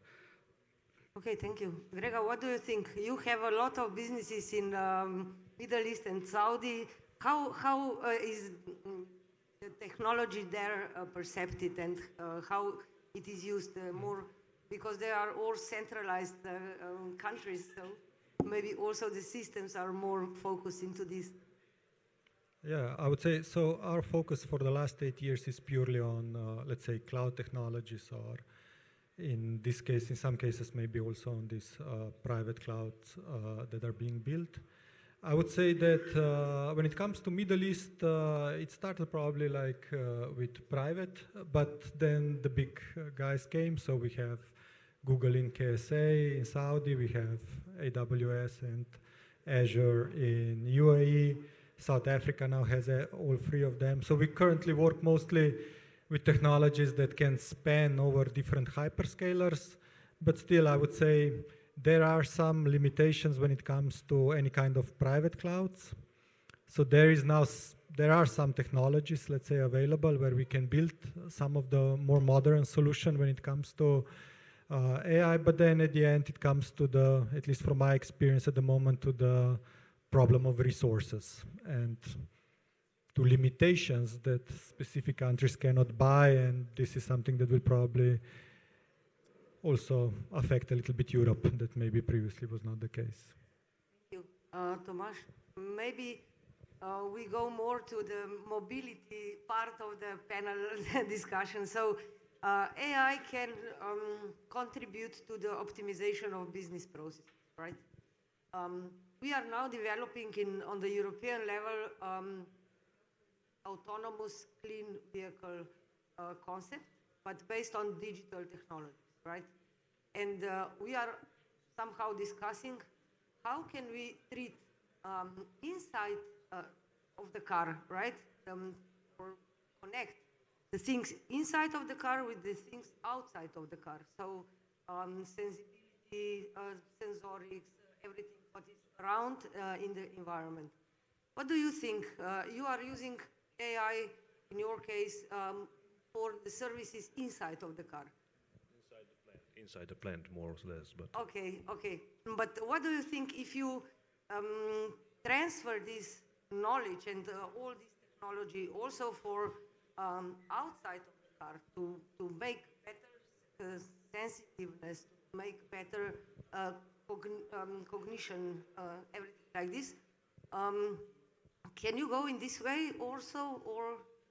Yes, of course we can go, because after all I am currently working on the project, so I am more or less have some knowledge also of the car, even if basically we are, as I said, production plant, and we are more focused on how to produce things that have been developed in the development center. Before it was France, now it's Turkey, Romania, France, China, all over the world. So we are also working a lot on the architecture of the vehicle in the sensoric way. We know that today the vehicle is completely connected. We have in Renault passed to a new architecture of the vehicle which englobes all the sensors necessary. Either the radar, now we are going to the camera, and we have also the sensors for which enables us, basically today the vehicle is prepared to be autonomous. Even the vehicles that are now on the street have certain preparations to be autonomous. We have passed on the completely digital and wireless connection and check of the vehicle in the plant, and also of the architecture of the vehicle. So today we are developing the architecture of the vehicle, which we call Suite 400. It is step over, which will also englobes the cybersecurity. Basically today the cybersecurity seems to be our biggest problem on this type of the vehicles, because sensors itself, they are easily integrated. but to protect them and to make sure that autonomous vehicle is autonomous only for you is another way. So in the plant itself, last year in preparation to the project, one of the major things we had done is especially this preparation to the cybersecurity issue, which was demanding to us to change all the architecture of internal informatic system in order to stop this breach between the car and someone should not have an influence on the car. And of course, this sensibility today, we know that we have the, we can say, digital prepared vehicle. It is also a cost. We know that the former or existing Clio project already the electronics was 30% of the vehicle, and today with the electrical vehicles and new demands, and also this what we call Suite 420, this part will even increase. So we are doing a lot how to reduce that internal complexity and also enable car to communicate with the world. You know that Renault has been working with Google, and we already have all the vehicles that are connected with the Google systems. We have that as a big plus or positive thing for Renault. And I have to say, I agree when I go and I rent the car in other countries that are not from Renault. So I think we are really going on fast. But at the end, it will be a question of legislation that will decide, because we are limited here. Today we know that vehicles could be autonomous, but on legislations there's a lot of things to do. Yes, we are very aware that we need probably some sandbox concept to teach the regulators how to think about. Alex, you have on the web page and one very nice sentence, building the future you can trust. So can you describe how you build the future that you can trust? Maybe to start off, in fact, with a topic you just mentioned earlier, cybersecurity. Cybersecurity is not detached from AI. In fact, we very much fear how AI can also attack AI we are developing. So in this sense, we are very much working on this aspect to make sure that the technology we are developing today for the future doesn't forget to prevent also future threats. In fact, one of the things we do in this sense is every time we want to develop a new concept of AI approach for our technologies or our industry processes, not only we work on the models that we wish to develop so as to make them more efficient and more resilient, but also we make sure that those are cyber certified, for instance, working with national security agencies and having them certified by labs such as the CESTI, which is located in France and is entailed to this kind of tasks. Then another aspect I would like to point out is that, in fact, nowadays we see a lot of technologies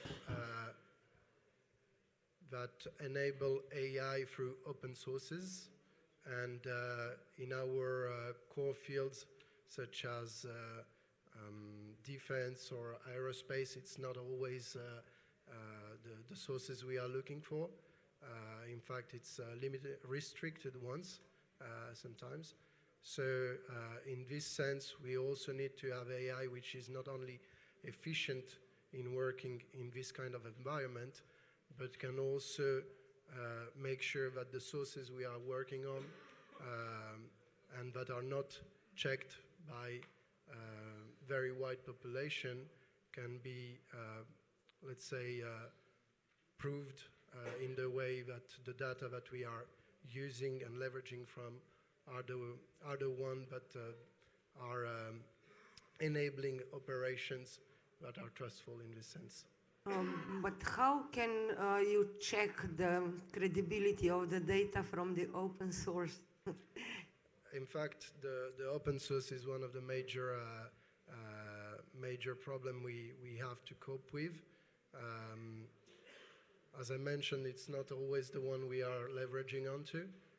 In military sector, it's most of the time not the case. And when it comes to open sources, indeed, the number of iterations from a wide spectrum of people is in fact also kind of certifying for itself the source. Thank you. Peter, you are creators of the data, right? And maybe you just described this C3P. It was very interesting for me because command, communications, and control. This is all about the data, about the collecting the data, about structuring the data, and about using it, right? No, actually, C3P is our software. It's our developed software for guiding the airplane. You know, now it's already a new generation. C3.4 is coming out, but we are not creating data. We are collecting the data, because in our planes you can put a lot of payloads, which all are mentioned for surveillance or search and rescue. So because we are also NATO certified and also battle proven, and also we have airworthiness and etc. Now we are going also now on the civil level, because we think that expansion of our economy will be not in a war but in civil field, and a lot of artificial intelligence that we could use now. It's infrastructure and all other things that they are critical infrastructure. When we have learned a lot of in war, the first they attacked critical infrastructure because it was not well done, and nobody had surveillance. Again, the regulators are the problem. Yeah, right? the problem in not only in Slovenia but in Europe is air regulation. You know, we have this now EASA new legislative that permits us to fly, but we must do geographical zones first, and nobody does it. When we have geographical zones, then we could fly autonomous in our geographical zone with our drones. And then when everybody has these geographical zones, then we can create U-space. And U-space, the drones and the flying vehicles, we can fly autonomously from point A to B, and that should be controlled and regulated. That's why we are kind of specific branch, because we are dual use, but all the rules, they come from army, you know, and NATO is the one who is giving the rules, and we must follow the rules. Yes. That's why we have a lot of problems, because no Chinese software, no Chinese hardware, totally blue line, this to that. But now, if I may say, these things with United States and Trump is good for us. It's good for Europe, because now when we are working with French, with Thales especially, and with Germans, they all stick gathers now, the heads together, and they have do a lot of business with all scientists. They put heads together, and we must create something. We must be good, better than states, because now, that's my opinion, but I think somebody will agree, that Europe has slept in developing. We were too depending from the states, okay, especially in our airfield. But tell me something. How do you think that we can standardize the solution on all European countries? Because we have very different legislations, right? we don't have the same regulatory frameworks. We have different situations in different countries. How do you think it can be somehow standardized? Difficult, because we are not one state. We are few states. Yeah. No? A lot of states, different states with a different mentality and different needs and different things. And it's I think it will be quite more difficult than in United States. That's why United States are so big, let's say, because they know the way, and that's why they're so proud. Okay, thank you. You know, Mario Draghi launched the report, and it was very plastic description on situation in Europe and the situation in US and China. And the US has 4 fixed telecom operators, for example. China has its 6 or 7, and in Europe there are more than 40 something. But mobile telecom operators are more than 500. So how can we come, okay, and we are not talking today about the telecom operators, but the challenge, because going to this, it was said that somebody is using Google, somebody is using Microsoft, and all those hyperscalers. And this is the last question for all, because I really want to hear this. How can we make in Europe hyperscaler not to be centralized, to have that decentralized model and access to data of all the countries, but not to be made in the centralized way, not with the single point of failure. So all countries, the same principle, maybe cloud edge continuum. What can AI have the role here? On which stage it can be the most beneficial technology, and how we can create for all these 450 operators a hyperscaler that will contain all of the providers in Europe. This is a very difficult question. Yeah. I don't think there's a unified answer. So first of all, we operate in a very niche space, which is circular economy. Right, it's quite a new sector, let's say, and I must say that I was a bit lost by the question. Could you repeat, like? No, I will not repeat. It's too complicated. But you work in the field of circular economy. Sure. You use the data, right? Yes. You trace the data with somehow with the technology, with the use of the technology. You can reuse that data, right? Yes. How can I use your data and you can reuse that data in France, for example? Yeah, so, okay. So what we basically do is we collect all different data that regard circular economy, okay? We have currently, I don't know, up to 10 million data points that we've collected from different patents, scientific articles, LCA studies, so life cycle assessment studies, everything that is regarding circular economy, and we offer this kind of, you know, data in a model that we then present on the platform for a company to be able to access it fast without having to research it for 3 months and make a business decision based on, you know, certain market numbers. What is the price of the new product that is going to be green?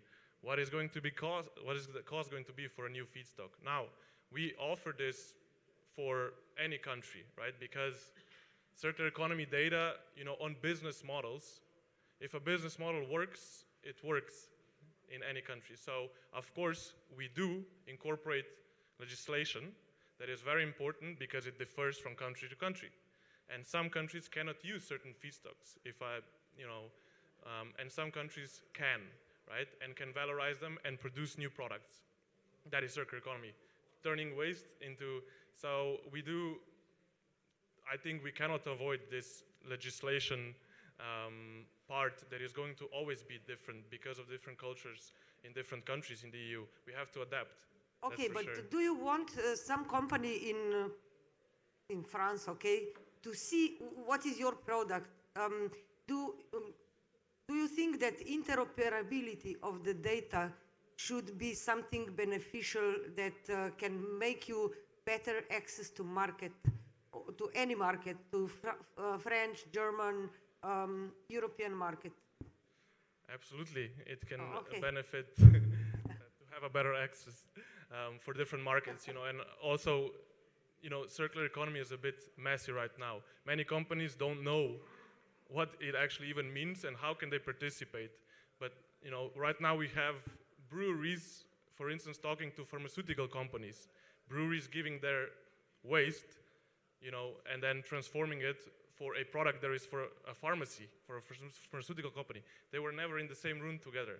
So for sure, you know, this data can bring together, you know, different markets, and exactly this, yeah. It will be for certain for our sector. We will need international value chains, right? Because it's a Thank you, Peter. What do you think? The same question. Yeah. From the air or from the from the ground? No, we are already doing similar things in the air, because we are in the military field. There are some protocols which are already used a few years, and one of them is COT protocol that we are using. It's a cursor on target. So while we are doing surveillance or we are searching the field, we are sending the data from the different machines, no? Or from the camera, we can send it to the ground control directly, or from our computer in SCUA, we can send it. But we can send it no matter where, you know? If we are surveilling, for example, one nuclear power in Krško, we can send those data to Gorica or to Ljubljana Center, no? Depends what, because we don't send each data. Nobody needs everything, you know? You just need some specific data. For example, now the artillery needs just the data of the GPS target, for example. Or if we are surveilling one car, we just need the color of the car or the target of the car, not everything, you know? So depends when and how do you want to send the data, no? Or via mobile phones, so mobile operator, 5G or 6G, or via GPS or GNSS or whatever they need, but could be done. Yeah. Okay, thank you. Alex, what do you think? First of all, I'd like to highlight that indeed the sharing of the information and therefore the access to open sources can foster businesses. In fact, this data can be used and leveraged as to develop new concepts, new technology, and above all, new services, which wouldn't be applicable or not at the same scale if the sources weren't this wide and if the research was human-based. On top of that, if I were to give an example, for instance, of services that are based, for instance, on open sources, when it comes to one of our business lines, we leverage the ability of gathering meteorological information, and this gives us the ability, therefore, also to entail the air traffic management in a more efficient and greener way, so therefore more ecological one, by determining what can be the best routes and also the best stages on the atmosphere where to set the aircraft, and this wouldn't be applicable at a human level, or not at this, not with this efficiency at least. So the sharing of the data and the ability of AI to collect and compute all this information is a must to make our businesses more profitable.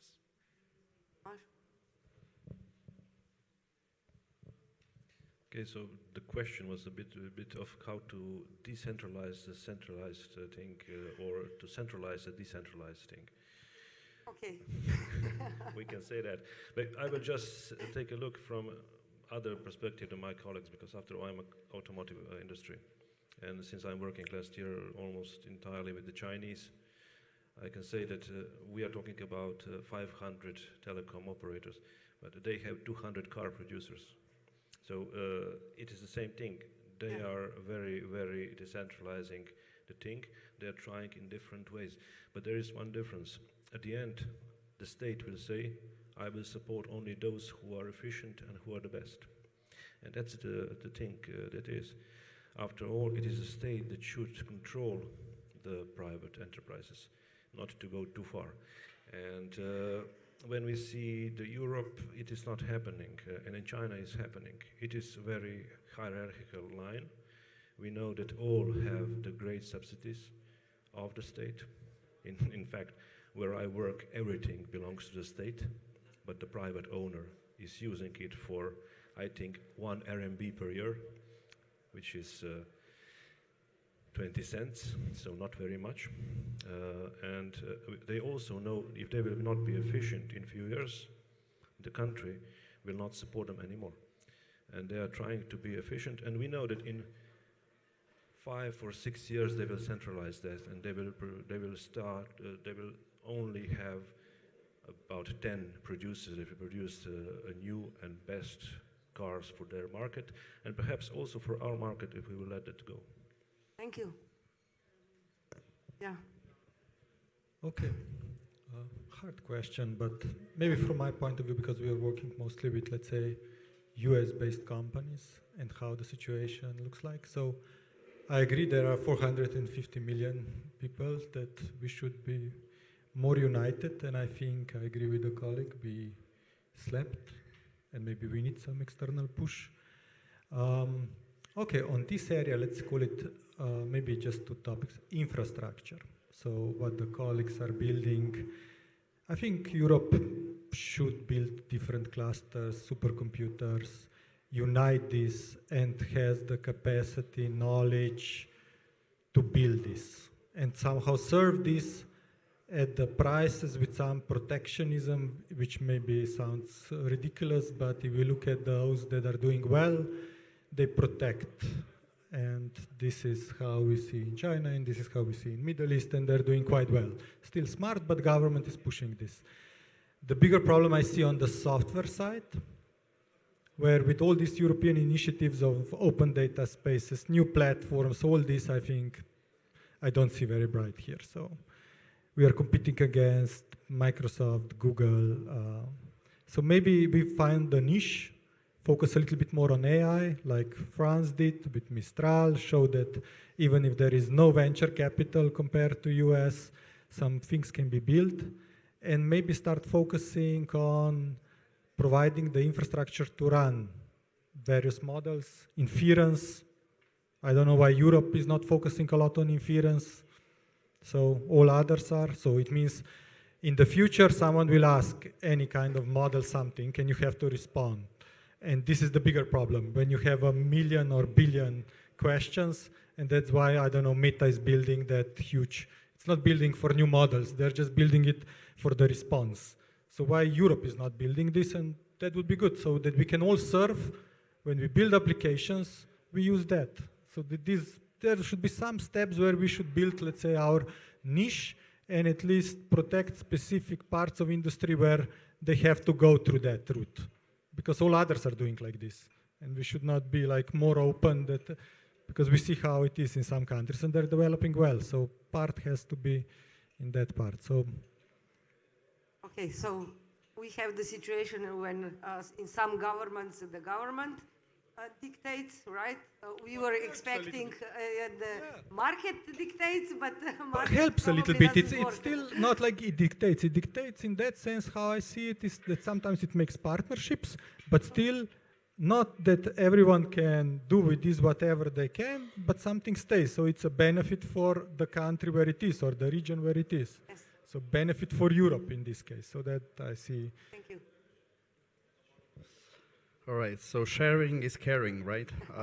Mark Zuckerberg also knows this, but he doesn't share anything. He keeps it for himself, even though with the Llama Index. But the thing is, I think the sharing between the different countries and platforms, it's quite complicated because at the end, idea is really easy and good, but delivering this into the reality is something different, especially because of a lot of GDPRs and many other law rules or whatever we can call this.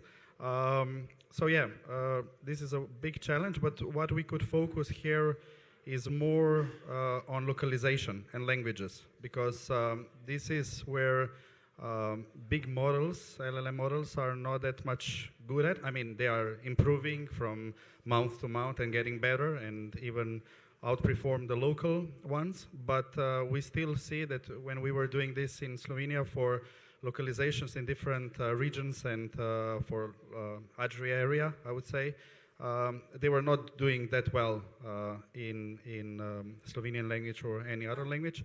So maybe this is something that we could focus on as well, to localize it and to take advantage of this. Thank you.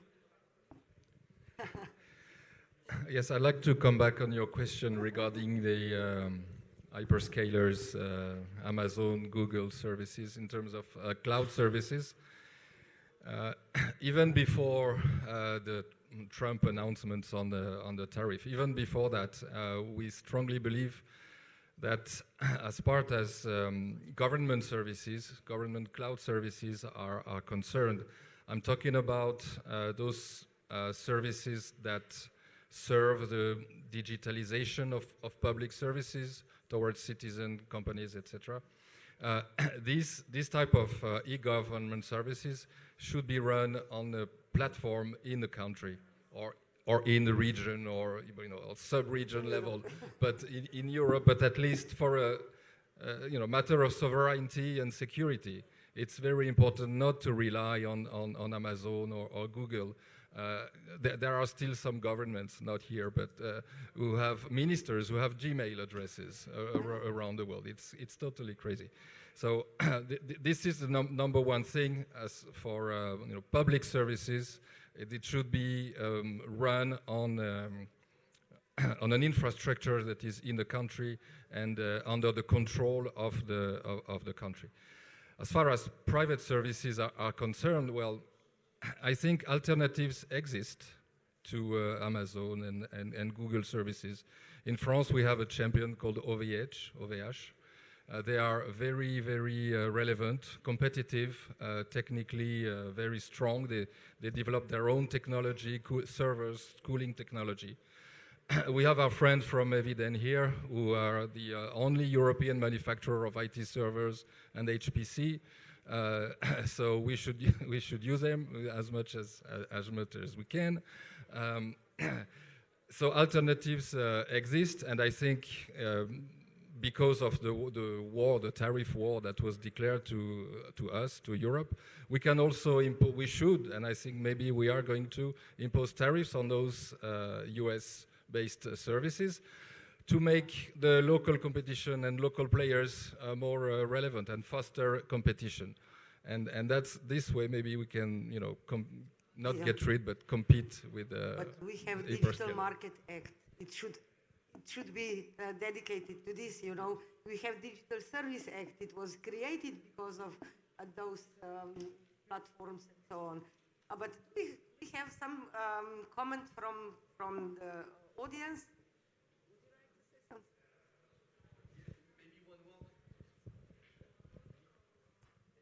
I don't know, by the way, what is the latest status on this project, but you remember the Gaia X initiative. The purpose of this was to build a kind of private cloud between different companies to share data and to give access to this data to different end users.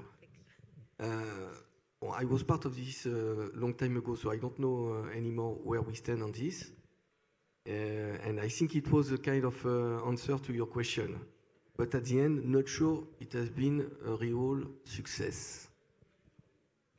So I don't know if you have any idea related to Gaia X initiative.